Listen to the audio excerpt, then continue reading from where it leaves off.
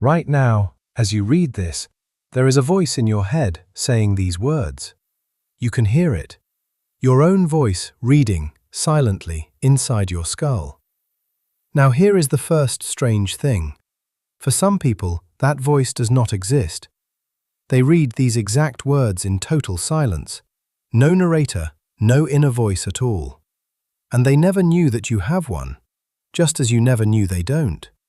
You have spent your whole life with this voice, certain it was simply you thinking. It isn't. And once you see what it actually is, you can't unsee it. Think about who this voice is. It sounds like you. It uses your words.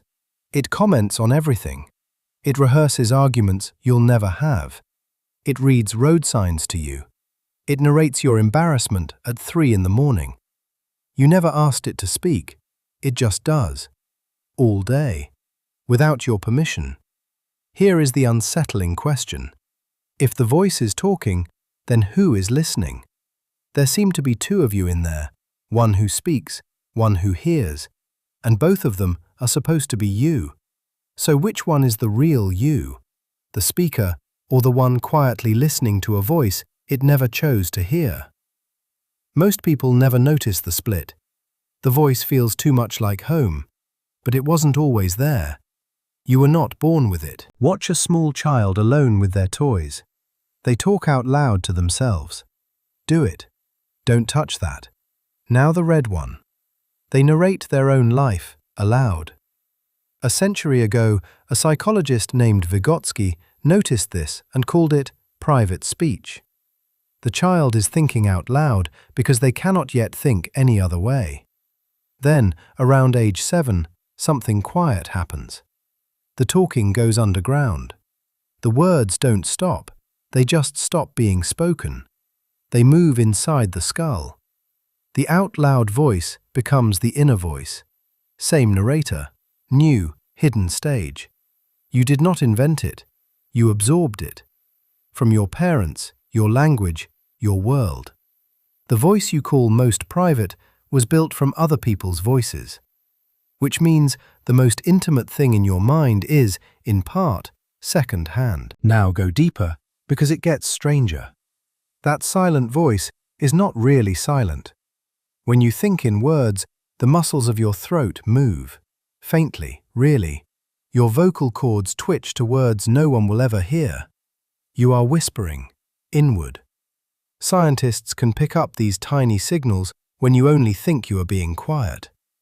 The inner voice is a real motor act, a speech your body performs with the sound turned off.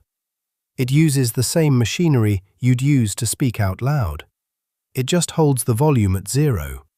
So when you read, right now, a part of you is quietly mouthing every word. You can feel it if you try.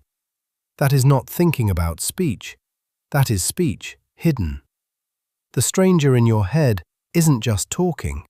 It's using your body to do it. And now the part almost everyone gets backwards. You think the voice is your thinking.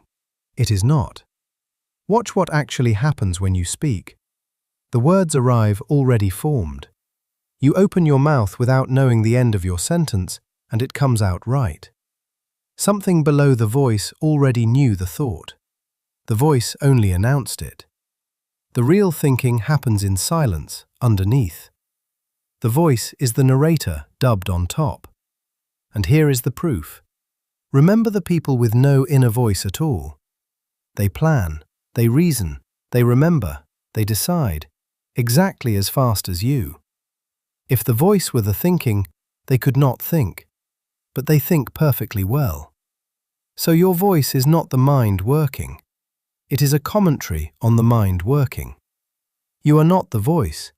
You are the silent thing it keeps trying to describe. Once you see this, you start catching the voice doing things you never authorized.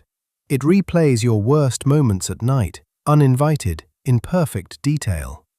It talks to you in someone else's tone. A parent, a critic, a person long gone. Sometimes it says things you would never say to anyone you love. And you believe it, because it sounds like you, so it must be telling the truth. But you just learned it is partly second-hand, and it is only the narrator, not the mind. Which means the cruelest voice you know may not be reporting reality at all. It is a habit of words, running on old scripts, pretending to be your judgment. You have been taking orders from a narrator you mistook for yourself. Here is something almost no one stops to feel. You have never heard another person's voice. Not their speaking voice, their inner one. The narrator that runs inside their skull. Everyone around you has a private narrator going all day that you will never hear once. And not one of them has ever heard yours. Not your closest person. Not once. For 200,000 years, every human has lived alone inside one head. Billions of private voices, each certain its own way of thinking, is simply normal. Some in words, some in pictures, some in total silence, and no two ever compared. You will die having heard only one inner voice in all of history, your own. Now the part that changes things. If the voice is a habit can be interrupted. Try it for 1 second. Stop the narration. Just watch the room without describing it. For most people, the silence lasts about 3 seconds. Then the voice rushes back in. That is how strong the habit is. But you felt it. A gap. A you without the voice. In that gap, you were still there, still aware, still yourself, just quiet. Which proves it one last time. You are the awareness, not the words filling it. The voice is a tenant in your head, a loud one, but it is not the one who owns the room. So listen to it now. This voice reading the final lines, and hear it for what it is. Not you, a narrator you inherited, made of borrowed words, dubbed over a silent mind.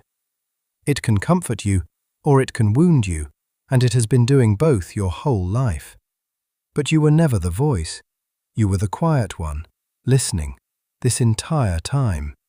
And the moment you hear the difference, the voice loses the one power it had. Disguise. It can keep talking. It just can't pretend to be you anymore. So, here is the strangest homework you will ever get. For the rest of today, just notice it. Catch the voice starting. Hear where the words come from. Feel your throat move.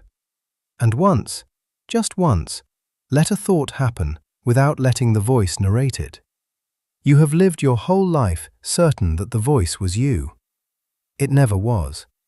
So tell me, the voice reading this sentence in your head right now, whose is it, really? Be honest. And if you have no voice at all, tell me that too.